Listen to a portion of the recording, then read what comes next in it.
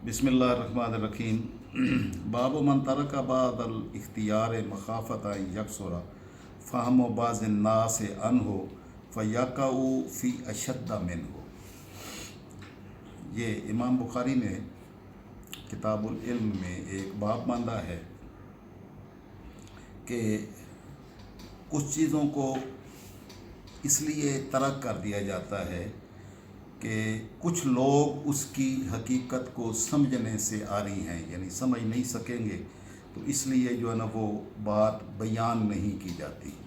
हकीकत में वो होती है, चाहते भी हैं कि वो लोगों तक वो बात पहुंच जाए, लेकिन क्योंकि लोगों का फ़हम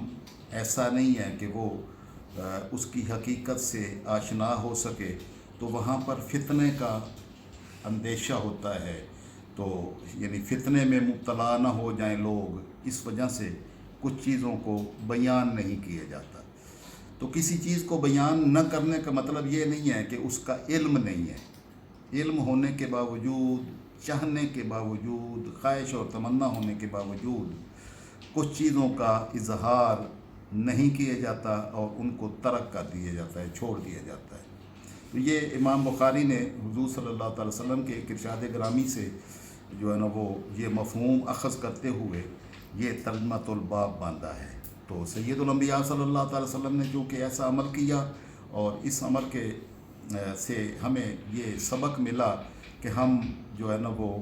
बाज़ चीज़ों को जो बयान करने से, जिनसे लोग फितना में मुब्तला हो जाने का अंदेशा हो कि लोग इससे जो है ना वो मुश्किल में पड़ जाएंगे और उनको समझ नहीं आएगी, उनके जहन इन चीज़ों के समझने से कासिर हैं, तो सही उनको पता नहीं चलेगा, तो वो लोगों के लिए बहुत बड़ी मुश्किल बन जाएगी। तो इस डर से उसको बयान ना करना, ये आका अलैहिस्सलाम के इस इरशाद की रोशनी में इमाम बुखारी रहमतुल्लाह ताला अलैह ने ये बाब बांध के तो हमें सबक दिया है। इसके ज़रिए से सैयदा आयशा सिद्दीक़ा रज़ी अल्लाह ताला अन्हा वो इरशाद फरमाती हैं,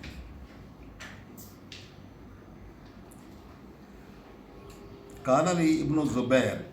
ये हज़रत असवद बिन यज़ीद नख़ी बयान करते हैं कि मुझे अब्दुल्ला इब्न ज़ुबैर ने बयान किया, कानत आयशा तो तुसिर्रु इलैका कसीरन, कि उम्मुल मोमिनीन सैयदा आयशा सिद्दीक़ा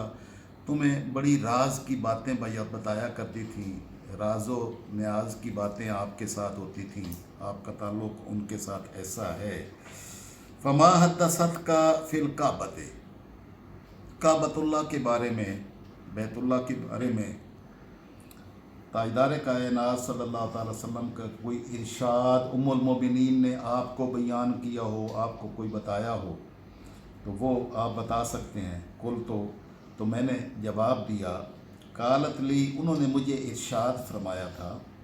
कालम नबी सल्लल्लाहु अलैहि वसल्लम, ताजदार कायनात सल्लल्लाहु अलैहि वसल्लम ने इरशाद फरमाया, या आयशा, तो ऐ आयशा, लौला कौमों का हदीसुन अहदुहुम, अगर आपकी कौम इस्लाम में हदीसुल अहद न होती, यानी नए नए मुसलमान हुए हैं, तो इस्लाम लाने में हदीसुल अहद है, यानी नए नए मुसलमान हुए, तो अगर वो नए नए मुसलमान न हुए होते आपकी कौम के लोग, तो हज़रत अब्दुल्लाह इब्न ज़ुबैर फरमाते हैं बेकुफ़्र, यानी ये कुफ़र के करीब करीब अभी कुफ़र से इस्लाम में दाखिल हुए हैं, तो आपकी कौम यानी इस्लाम में नए दाखिल हुई है और कुफ़र को छोड़ा है, कुफ़र को तर्क करके दीन इस्लाम में दाखिल हो गए हैं, तो अगर ये हदीसुल अहद ना होते तो लनक़ज़्तुल काबता, तो मैं काबा की दीवार को तोड़ देता, फजालतु लहा बाबैन, और बैतुल्लाह के 2 दरवाज़े बना देता, बाबुन यदखुलुन नास, एक दरवाज़ा जिससे लोग दाखिल होते, व बाबुन यखरुजूना, और दूसरा दरवाज़ा जिससे बाहर निकल जाते। یعنی 2 دروازے بنا دیتے، ایک سے لوگ داخل ہوتے، دوسرے دروازے سے باہر نکل جاتے۔ لیکن میں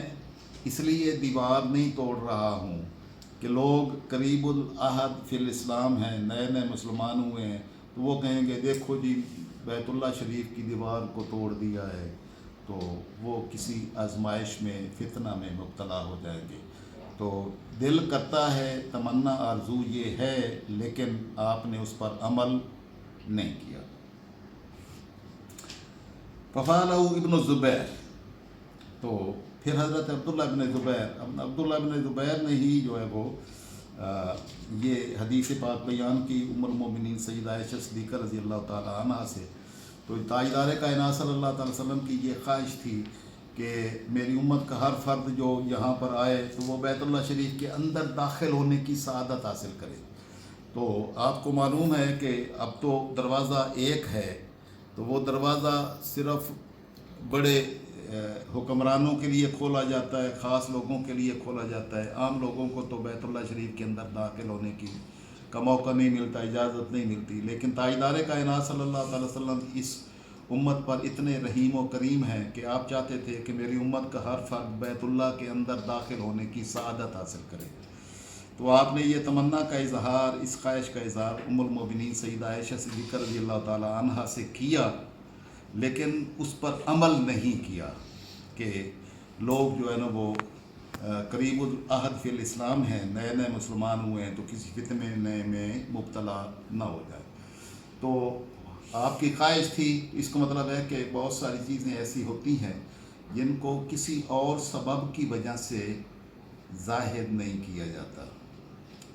چاہتے ہوئے بھی ظاہر نہیں کیا جاتا۔ تو آقا علیہ السلام کی یہ آرزو، اس پر آپ نے عمل نہیں کیا۔ آپ چاہتے تھے لیکن عمل نہیں کیا کہ کسی فتنے میں قوم مبتلا نہ ہو جائے۔ حضرت عبداللہ ابن زبیر نے بعد میں اس پر عمل کیا۔ کیسے عمل کیا کہ آپ نے بیت اللہ شریف کے ساتھ جو حتیم ایک گول سا دائرہ ہے، دیکھا ہوا ہے، تصویر میں دیکھا ہوگا، تو جن کو زیارت نصیب ہوئی ہے وہ وہاں پر بھی گئے، تو یہ حتیم بھی بیت اللہ کا حصہ ہے، یعنی یہ سارا بیت اللہ تھا۔ اس کی دیواریں جو ہے نا وہ چھوڑ دی گئی کیونکہ وہ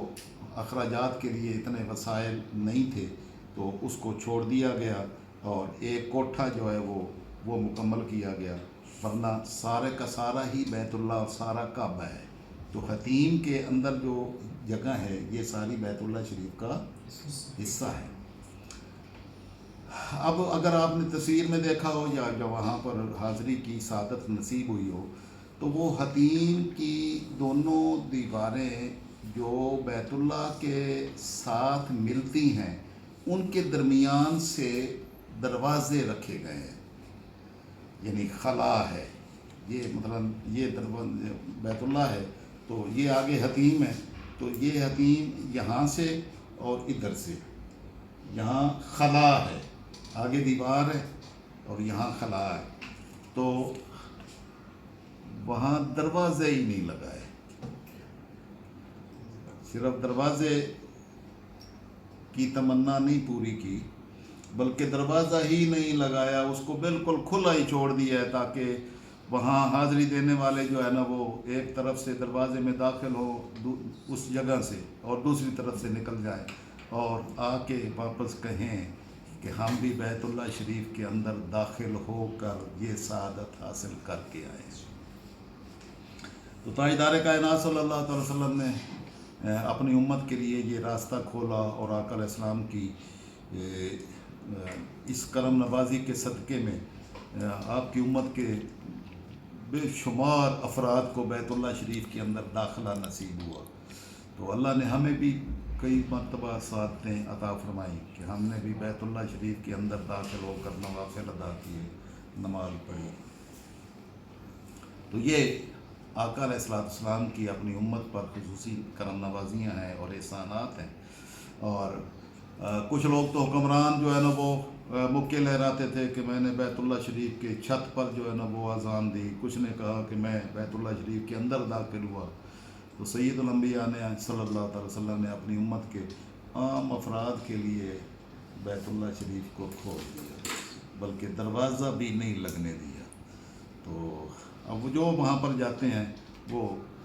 وہاں سے وہ رکاوٹ ہٹا دیتے ہیں اور اندر داخل ہونے کی اجازت ہوتی ہے، وہاں نوافل ادا کرتے ہیں کہ دوسرے دروازے سے نکل جاتے ہیں۔ اور یہ ساتیں سید الانبیاء صلی اللہ تعالی وسلم نے اپنی امت کو بانٹی، تو آپ نے جو ہے وہ اس کا اظہار کیا، خواہش کا اظہار کیا، تمنا کا، اور آپ کی آرزو تھی، خواہش تھی، لیکن اس وقت جو ہے وہ نہیں کیا گیا تھا، کیونکہ قریب العہد تھے اسلام کے ساتھ لوگ، تو کسی آزمائش میں نہ پڑ جائے۔ تو آقا علیہ الصلوۃ والسلام کی اس تمنا اور آرزو کو حضرت عبداللہ ابن زبیر نے پورا کیا، اور یہ خلا بنایا، دروازے بنا دیے، 2 دروازے بنا دیے، ایک سے داخل ہوں دوسرے سے نکل جائیں۔ تو اس ارشاد رسول صلی اللہ تعالی وسلم سے یہ پتہ چلتا ہے کہ کئی چیزیں دیگر اسباب کی وجہ سے اختیار نہیں کی جاتی، وہ جائز ہوتی ہیں، درست ہوتی ہیں، تمنا اور آرزو بھی ہوتی ہے، خواہش بھی ہوتی ہے، لیکن کسی اور سبب کی وجہ سے اس کو اختیار نہیں کیا جاتا۔ تو کسی شے کو اختیار نہ کرنے کا مطلب یہ نہیں ہے کہ وہ حرام ہے یا وہ درست نہیں ہے، بلکہ اس لیے کہ لوگ کسی آزمائش اور فتنہ میں مبتلا نہ ہو جائیں۔ تو اس میں یہ آقا علیہ الصلوۃ والسلام کا یہ ایک ارشاد گرامی، اور بیت اللہ شریف کے دیواروں کو توڑ کر 2 دروازے بنانے کی آرزو جو ام المومنین سیدہ عائشہ صدیقہ رضی اللہ تعالیٰ عنہ نے بیان کی، یہ ان میں سے ایک ہے۔ تو اسی طرح کچھ چیزیں آپ نے پیچھے ابھی پڑھی تھیں کہ حضرت ابو ہریرہ رضی اللہ تعالیٰ عنہ ارشاد فرماتے ہیں کہ میں نے آقا علیہ الصلوۃ والسلام سے علوم حاصل کیے، وہ ویا عین تھا، 2 برتن بھرے آقا علیہ السلام کی بارگاہ اقدس سے علم کے، ایک کو تو میں نے پھیلا دیا، لیکن دوسرے کو اگر پھیلا دوں تو وہ بڑی مشکل میں امت مشکل میں پڑ جائے گی، تو اس لیے بیان نہیں کی ہیں۔ تو مطلب ہے کہ بہت ساری چیزیں جو بیان نہ کی جائیں وہ علم نہ ہونے کی بنیاد اور دلیل نہیں ہوتی۔ اللہ رب العزت فہم صحیح عطا فرمائے،